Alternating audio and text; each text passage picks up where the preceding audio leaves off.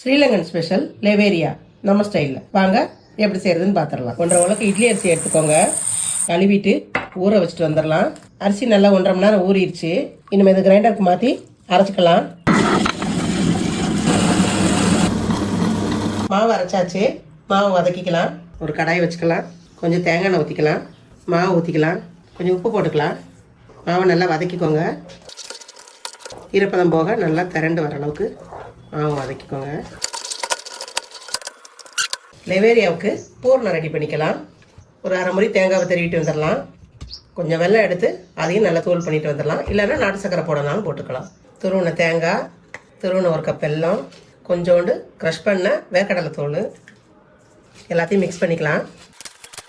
இப்படி பொழுப்பொழுப்பாகவே இருக்கட்டும். அப்போ தான் சாப்பிடும்போது நல்லாயிருக்கும். இடியாப்பம் ரெடி பண்ணிக்கலாமா?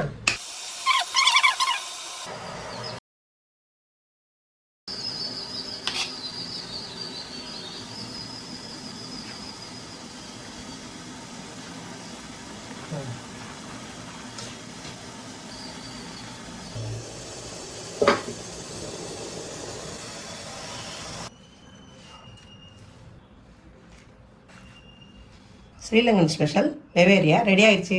வாங்க சாப்பிட்லாம். செஞ்சு பார்த்து கமெண்ட்டில் சொல்லுங்கள்.